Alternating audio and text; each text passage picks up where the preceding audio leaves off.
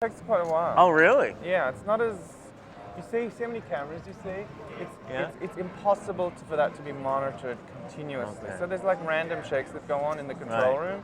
What it is, it's a retrospective tool. So if they were particularly hit, if there was a loss at a table, or there was a discrepancy or an argument, it can be reviewed. So that's why you always impossible. see that. It's look at, if you actually look around here, I would imagine then that's why you always get the distraction, you know, people in the movies when they do it. Okay, when you get that. So so you seem to have a blonde female lead theme going on here in your movies coming up here. So yeah. I like blondes. What can I say? Hey, I'm right here with you. So, but are you a gambling man yourself? Used to gamble a lot, and I think this movie cured me of it because I saw people do it a lot better than I could. And, and I'm not gifted mathematically, you know.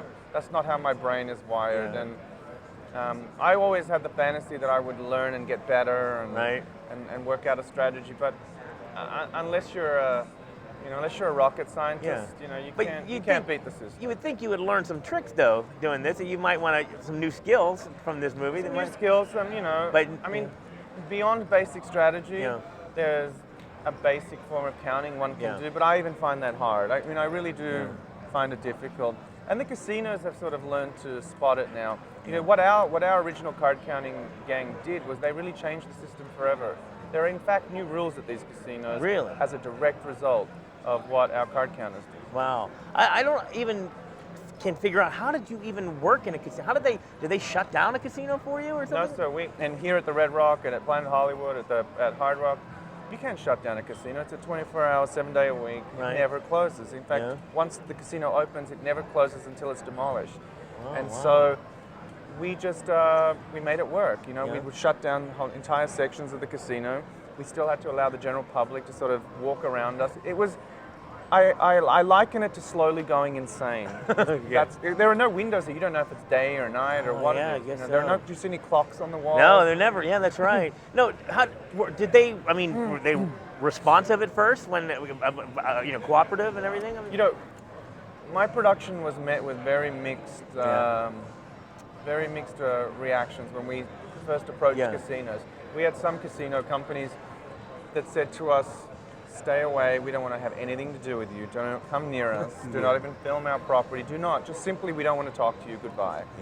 Then we had what I call very forward-thinking, interesting, a new generation of casino owners completely embrace us and understand that we were making this sexy movie, you know, and totally thought it was a cool thing to be involved in.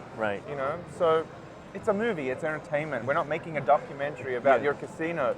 Get over it. Now, obviously, Spacey, Fishburne, Kate, all no-brainers. You've worked with Kate before, but you got to find a lead. So, how did you go about? How do you know this guy was it? We wanted to cast a very wide net, and we said we will, if the right name comes along, someone already established, we'll gladly do that. If we do find an unknown, that's cool too. That can be a very cool way to break someone. So I met with about 100 people and just wasn't quite finding it because I was looking for innocence, someone looking to experience life, someone who hadn't really done a lot in their time. Whether they're just coming into their own age or whatever it was, but then I wanted that person also had to be able to put an Armani suit on and walk through a casino like he was a player. So the people I met were either already players, they were already overly exposed in tabloids, or they were just too a little bit Hollywood pretty boy, you know. Jim just had all the right things, and I remember just the moment I saw him, I was like, that's the one. That's the one. What do you think the biggest gamble you've taken in your life so far has been? My biggest gamble is making 21 because this is a genre that I'm not known for. When people think of 21, the first name that doesn't come in your head is it's not Robert Luketic, but let's get Robert for 21. Exactly. You know, we'll get Robert for Legally Blonde 8 or whatever it is. But not this kind of movie. And there was a danger that this could have been disastrous. But in my heart, I knew this is what I prefer doing. This is more me than any of my other movies. Well, it certainly looked great. So thank you. Thank you.